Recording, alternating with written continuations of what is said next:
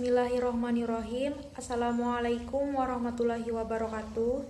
Kami dari kelompok 4 yang beranggotakan saya sendiri, Puspita Sanggraini dan Melati. Di sini kami akan mempresentasikan tentang Al-Makki dan Al-Madani untuk memenuhi salah satu tugas mata kuliah Ulumul Quran yang diampu oleh Bapak Syahmidi.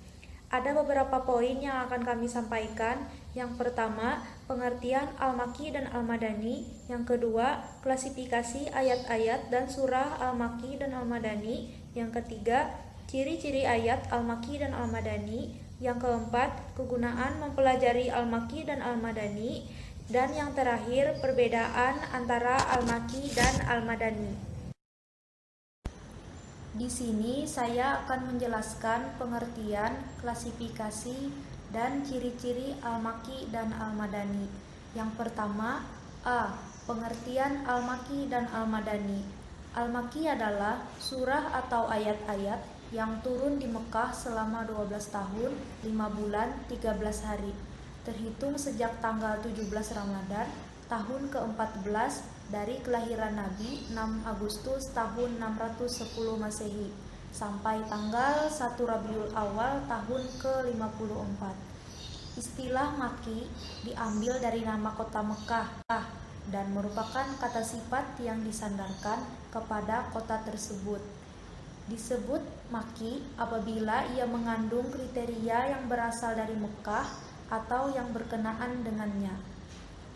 Sedangkan Al-Madani adalah surah atau ayat-ayat yang turun setelah Nabi Muhammad SAW melakukan hijrah ke Madinah sampai tanggal 9 Zulhijjah tahun 63 dari kelahiran Nabi.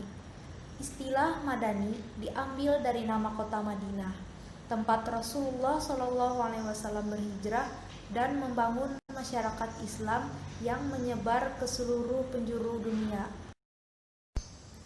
Selanjutnya yaitu B. Klasifikasi ayat-ayat dan surah Al-Makki dan Al-Madani. Klasifikasi surah Al-Makki yaitu Al-Alaq, Al-Qalam, Al-Muzammil, Al-Mudassir, Al-Fatihah, Al-Lahab, At-Takwir, Al-A'la, Al-Lail, Al-Fajar, An-Namal, Al-Qasas, Al-Isra, Yunus, Hud, Yusuf, Al-Hijr, Al-An'am, As-Saffat, Luqman, Ad-Duha, Al-Insyirah, Al-As, Al-Adiyat, Al-Kausar, At-Takasur, Al-Ma'un, Al-Kafirun, Al-Fil, Al-Falaq, An-Nas, Al-Ikhlas, An-Najm, Abasa, At-Tin, Al-Qadar, Asy-Syam, Al-Buruj, Al-Quraish, Al-Qari'ah, Al-Qiyamah, Al-Humazah, Al-Mursalat, Qaf, At-Tariq, An-Nahl, Nuh, Ibrahim, Al-Anbiya, Al-Mu'minun, As-Sajadah, At-Tur, Al-Muluk, Al-Haqqah, Al-Ma'arij, An-Naba, An-Nazi'at, Al-Balad, Al-Infitar, Al-Insyiqaq, Ar-Rum, Al-Ankabut, Al-Mutaffifin, Al-Zalzalah, Ar-Rad, Ar-Rahman, Al-Insan, Al-Bayyinah, Al-Qamar, Shad, Al-A'raf, Saba, Az-Zumar, Ghafir, Fusilat, Asy-Syura, Az-Zuhruf, Ad-Dukhan, Al-Jasiyah, Al-Ahqaf, Al-Zariyat, Al-Ghoshiyah, Al-Kahfi, Al-Jin, Yasin, Al-Furqan, Maryam, At-Taha, dan Al-Waqiah.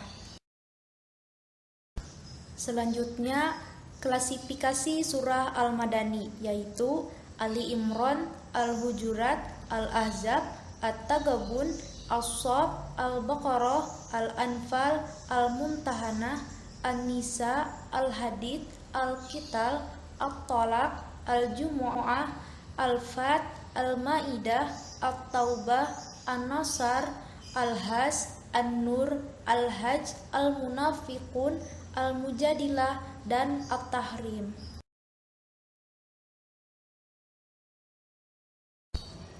Selanjutnya yaitu C. Ciri-ciri ayat Al-Makki dan Al-Madani. 1. Ciri-ciri Al-Makki. Yang pertama, terdapat lafal kata kalla pada sebagian besar ayatnya. Misalnya pada Quran Surah Al-Humazah ayat 4. Bismillahirrahmanirrahim. Kalla layumbazanna fil hutamah. Yang kedua, setiap surah di dalamnya terdapat sujud tilawah dari sebagian ayatnya. Yang ketiga, diawali dengan seruan ya ayuhan nas. Misal terdapat dalam Quran Surah Yunus ayat 57. Yang keempat, semua surah atau ayatnya diawali dengan huruf-huruf tahajji seperti Qaf, Nun, Kha, Mim yang contohnya dalam Quran Surah As-Sad ayat 1. Yang kelima, semua surah atau ayatnya terdapat isi kandungan kisah-kisah Nabi dan umat-umat terdahulu kecuali Quran Surah Al-Baqarah. Yang keenam, adanya kisah-kisah Nabi Adam dengan iblis. Dan yang terakhir, di dalam ayatnya diawali dengan huruf yang terpisah-pisah.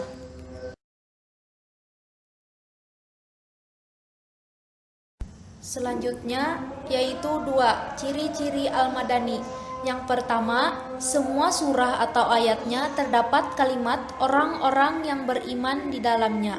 Yang kedua, di dalam surahnya terdapat izin perang atau isi kandungannya menjelaskan tentang peperangan. Yang ketiga, terdapat penjelasan terkait hukum-hukum tindak pidana.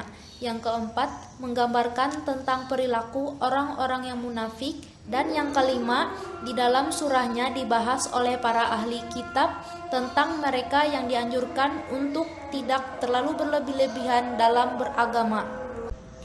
Demikian yang dapat saya sampaikan. Materi selanjutnya akan dilanjutkan oleh Melati.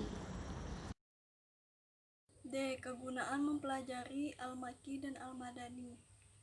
Yang pertama, memberikan bantuan dan kemudahan bagi para mufasir dalam menafsirkan isi kandungan dari ayat-ayat Al-Quran dengan penafsiran yang baik dan benar. B. Dapat merasakan gaya bahasa dan susunan kalimat dari ayat-ayat Al-Quran yang begitu indah. C. Membantu dan memudahkan para mufasir dalam mengistimbatkan hukum-hukum Islam yang berlaku. D. Mengetahui seputar informasi petunjuk-petunjuk Nabi Muhammad SAW dalam membimbing serta membangun masyarakat Islam. E. Mengetahui sejarah perjalanan kisah-kisah kenabian Nabi Muhammad SAW dalam menerima wahyu Al-Quran dari Allah Subhanahu wa Ta'ala melalui malaikat Jibril. Perbedaan antara Al-Makki dan Al-Madani.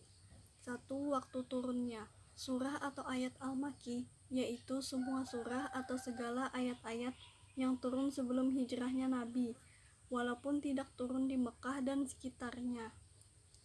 Surah Al-Madani yaitu semua surah atau segala ayat-ayat yang turun setelahnya Nabi Muhammad melakukan hijrah, meskipun turunnya di lingkungan Mekah dan Arafah. 2. Tempat turunnya. Surah atau ayat Al-Makki diturunkan di Mekah dan di lingkungan sekitarnya seperti Mina, Arafah, dan Hudaybiyah. Surah atau ayat Al-Madani diturunkan di Madinah dan di lingkungan sekitarnya seperti Uhud, Kuba, dan Sil. 3. Sasarannya.